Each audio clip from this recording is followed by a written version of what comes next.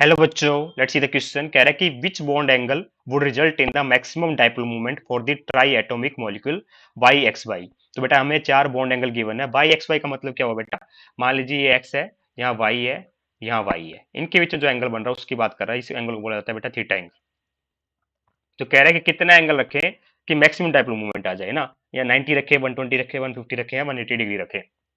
तो मैं आपको बता दूं बेटा, हम मान लेते हैं कि जो हमारा वाई है बेटा वो ज्यादा इलेक्ट्रोनेगेटिव एटम है एज कम्पेयर टू एक्स। ठीक है, हम ये जंक्शन करके चलते हैं। तो डायपोल मोमेंट क्या होता है? एक वेक्टर क्वांटिटी होती है जो डायरेक्शन पे डिपेंड करती है और मैग्नीट्यूड पे डिपेंड करती है, और it is the product of the magnitude of charge and distance of separation, है ना।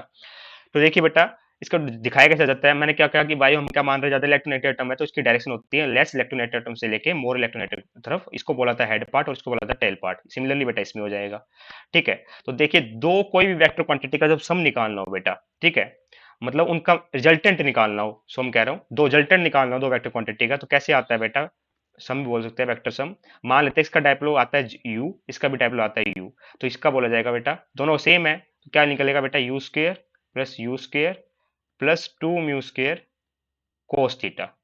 ठीक है, तो ये होगा बेटा इनका रिजल्टेंट। क्या होगा बेटा? रिजल्टेंट जो सम होगा।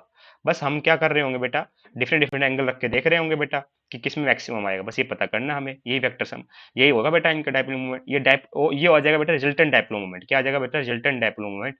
ठीक है, और डिपेंड किस पे कर रहा है बेटा? एंगल पर। यहाँ पे कोस थीटा देखा जाता है, इस बात को ध्यान रखें। सबसे पहले अगर बात करूं मैं एंगल 90 डिग्री ले लूं, तो मुझे पता है कि कोस 90 क्या होता है बेटा? जीरो होता है। कोस 90 डिग्री क्या होता है? जीरो होता है। तो इसकी वैल्यू कितनी आएगी? देखिए बेटा, ये हो जाएगा म्यू स्केयर। म्यू, दोनों का म्यू क्यों लिया बेटा? क्योंकि एक्स से वाई और एक्स से वाई तो सेम डाइपोल है ना बेटा।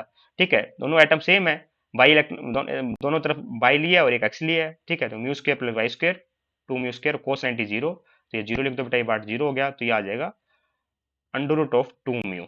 ठीक है, तो अगर इसका म्यू था तो बेटा ओवरऑल रिजल्टेंट आया दोनों का, जब 90 डिग्री एंगल रखा तो under root two mu, under root of two mu. ठीक है, अगर बात करूं बेटा, जब मैं एंगल रख देता हूँ 120 डिग्री, तो बस मुझे इतना पता होना चाहिए बेटा कि कोस 120 कितना होता है। कोस 120 डिग्री कितना होता है बेटा? ये होता है माइनस ऑफ कोस 120 हो जाएगा बेटा हमारा -1/2, है ना। कितना हो जाएगा बेटा? -1/2 हो जाएगा। तो क्या लिखूंगा बेटा मैं? Mu square plus two mu square into में कोस 120 डिग्री की वैल्यू रखूंगा। ठीक है, तो कोस 120 डिग्री कितना बताया बेटा मैंने आपको? ये होता है हमारा -1/2 ना। तो टू से टू कैंसिल हो गया, तो माइनस म्यू स्केयर आ गया बेटा। ये ऐसे हो जाएगा ना, म्यू का स्केयर प्लस म्यू का स्केयर माइनस म्यू स्केयर। ठीक है, ये वेक्टर सम है बेटा, इसलिए ये फॉर्मूला होता है वेक्टर सम का। जो दो को वेक्टर दे रखे हैं उनका जनरेटर निकालने का, A square plus B square plus two two A B cos theta. ठीक है, तो ये आया म्यू। ठीक है, तो इस जब एंगल 120 डिग्री रखा, तो जो दो एक का डायपोल मोमेंट होगा ना बेटा, वो दोनों के रिजल्टेंट का बराबर होगा, दैट इज म्यू। बात करें बेटा 150 डिग्री एंगल रखें जब, तब रिजल्टेंट क्या आएगा? तो देखिए मैं जब 150 रखूंगा तो मुझे पता होना चाहिए कि कोस 150 डिग्री क्या होता है। तो कोस 150 डिग्री होता है बेटा -√3/2। इस बात का आपको ध्यान रखना है। तो ओवरऑल निकाल लेते हैं बेटा। तो ये आएगा अंडर रूट ऑफ म्यू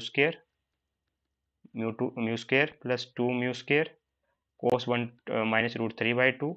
ठीक है, कैंसिल हो गया बेटा, तो ये आ जाएगा हमारा two mu square -√3 mu square. ठीक है, म्यू बाहर ले लो बेटा अंडर रूट से, तो ये आ जाएगा two -√3, under root of two -√3।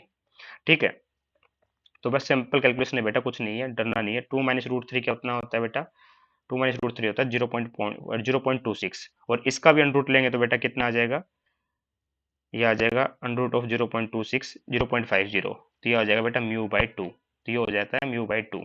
तो एक चीज आप नोट कर रहे हो, जैसे जैसे मैं एंगल बढ़ा रहा हूँ वैसे वैसे टाइप ऑफ मूवमेंट कम होता जा रहा है ना। तो एंगल के क्या होता है बेटा? इनवर्सली प्रोपोर्शनल होता है जब इस तरीके से बेटा कोई मॉलिक्यूल दे रखा हो। ठीक है, जनरल फॉर्म बता रहा हूँ, हमेशा रूल हमेशा नहीं कह सकते हम। ठीक है, इन जनरल बोल रहे हैं। ठीक है, जब ट्राई एटॉमिक मॉलिक्यूल दे रखा हो और वाई एक्स वाई एंगल बन रहा होता है तब। ठीक है, तो 180 डिग्री एंगल रखेंगे तो मुझे पता है कि कोस 180 डिग्री कितना होता है बेटा? कोस 180 डिग्री होता है -1, है ना। तो देखिए under root of mu square plus two mu square into -1, तो ये आ जाता है बेटा ओवरऑल जीरो, क्योंकि टू म्यू स्केयर बनेगा इनका इनका -2 mu square, zero minus zero, two square minus minus two mu square minus two mu square equal to zero. Dipole moment कितना आ गया बेटा? जीरो आ गया। क्या आ गया बेटा? जीरो आ गया। तो इस केस में जीरो है डायपोल मोमेंट। हमसे पूछा गया था कि मैक्सिमम किस में है, तो मैक्सिमम तब आया under root two mu is the maximum value, hence option number 1 is correct. आप बेटा वैसे ही सोच सकते थे, जैसे मान लीजिए मैंने 90 डिग्री एंगल रखा, तो इसका मतलब क्या है? एक वाई यहाँ पे और एक वाई यहाँ पे है। ठीक है, तो यहाँ पे एंगल 90 डिग्री बना, तो इनका रिजल्टेंट कहाँ होगा बेटा, कहीं इनके बीच में ऐसे होगा। ठीक है, रिजल्टेंट तो इसका निकालने का तरीका बेटा यही है, under root of mu one square plus mu two square plus two mu square, जो एंगल के बीच में बन रहा है। ठीक है, 180 डिग्री तो आप ऐसे सिंपली समझ सकते हो। ठीक है, इस तरीके का होगा, तो एक दूसरे के डायपोल आपस में कैंसिल आउट कर देंगे तो ओवरऑल जीरो आ जाएगा डायपोल मोमेंट ना। ठीक है, इस तरीके से बेटा 150 डिग्री का भी एंगल कुछ बनेगा।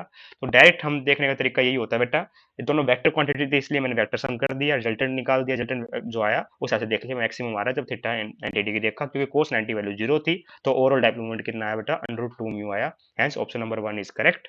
I hope you understand the answer. Thank you so much.